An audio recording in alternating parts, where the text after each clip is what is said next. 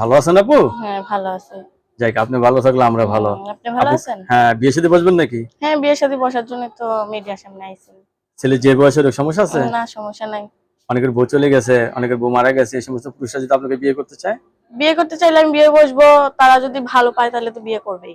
তারা ভালো পেলে আপনি বিয়ে বসবেন। ফ্যামিলি থেকে আছে, বাবা মা ভাই বোন আছে? ফ্যামিলিতে আছে, বাবা মা নাই, দাদি আছে। লেখাপড়া করছেন কিছু? লেখাপড়া করি নাই। লেখাপড়া এই মানে টাকা পয়সা টাকার নাই। অভাবে লেখাপড়া দাদি করতে লেখাপড়া পারেন। করে তোমরা যতক্ষণে কাম করে খাওয়াই ততক্ষণে তো দাদি খায়। আচ্ছা, এখন যে বিয়ে বসতে চাচ্ছেন আপনার ফ্যামিলিগত কোনো সমস্যা নাই তো?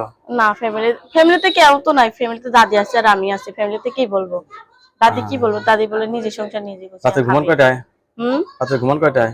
রাতে কাম থেকে আয়া ভাতটা খায়া ঘুমায় পড়ি। আর কেউ তো নাই কথা বলার, যে কথা বলবো রাত যাই কেউ নাই কথা বলার? না। দর্শক আপুর কথা এখন শুনলেন, আপু কিন্তু সরস্বতী মানুষ, আপু বিয়ে বসতে চাচ্ছে, ছেলে যে বয়সের হোক আপুর কোনো সমস্যা নেই, ঠিক না? না।